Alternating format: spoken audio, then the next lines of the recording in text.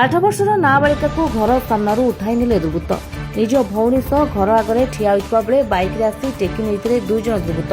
ଭଉଣୀକୁ ଅପହରଣ କରାଯାଉଥିବା ବେଳେ ସାଥିରେ ଠିଆ ହୋଇଥିବା ଅନ୍ୟ ଭଉଣୀର ଚିତ୍କାର ଶୁଣି ଘର ଲୋକେ ପହଞ୍ଚିଲା ବେଳକୁ ଅପହରଣକାରୀ ନାବାଳିକାକୁ ନେଇ ବାଇକ୍ରେ ମାରିଥିଲେ ଚମ୍ପଟ।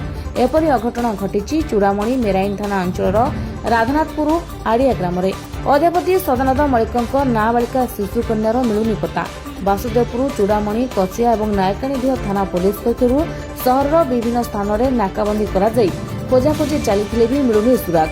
ଭଦ୍ରକ ଜିଲ୍ଲା ଆରକ୍ଷୀ ଅଧୀକ୍ଷକ ମନୋଜ ରାଉତ ଘଟଣାସ୍ଥଳରେ ପହଞ୍ଚି ଅପରାଧୀକୁ ଧରିବାକୁ ଉଦ୍ୟମ ଜାରି ରଖିଛନ୍ତି। ସାମ୍ନାରେ ଏପରି ଅପହରଣ ଘଟଣା ଚୂଡ଼ାମଣି ସାମୁଦ୍ରିକ ଥାନା ପୁଲିସ ପ୍ରତି ଦୁର୍ବୃତ୍ତମାନଙ୍କର ଖୋଲା ଚ୍ୟାଲେଞ୍ଜ ବୋଲି ଚର୍ଚ୍ଚା ହେଉଛି। इनफर्मेशन देखिए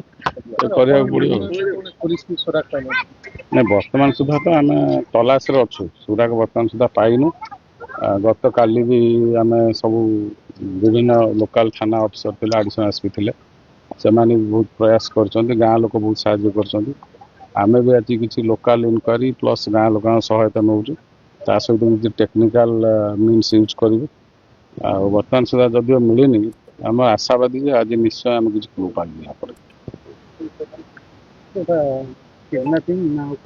नहीं बर्तमान सुधा तो जहाँ स्टेटमेंट रू जना पड़ी किडनापिंग कौन पाई कौन होती तो सही सोर्सटा आम क्लारीफाए होनु आज प्राय क्लारीफाए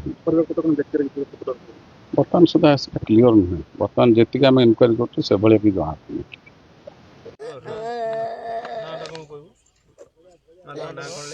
शुभश्री मलिक कौन हला घटना किए थिलो तमे कोन थिलो घरे भीतर थे पाठ पढ़ुथनु आम झील मु पाठ पढ़ुथनु आम झील कहला कहला दे मुझे झाड़ा पड़ी आसे मुझे हो जा शीघ्र पलि आसबू राति बहुत है शीघ्र कर झाड़ा पड़ी पलि आसबू माँ कहला मसला डाला घिनी आने मसला डाला घिनी आसला बेलू मुझे एत समय है झी आसुन कौन मैं आसिक रास्ता पर ठिया बेलू ताकू नहीं पलि गला से दुईटा मनीष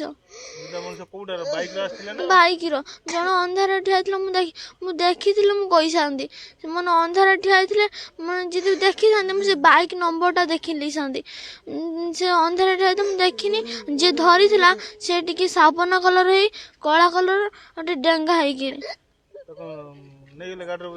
मुझे डरिक माँ को डाक हाँ मु डरिकी पलि गनी माँ को कहनी से शुगिलानी मो आई माँ को कहनी मुझे आई शीघ्र आस झील हजी से कहले हो शीघ्र जाऊँ आसिक खोजा खोजी कला बेलू ना।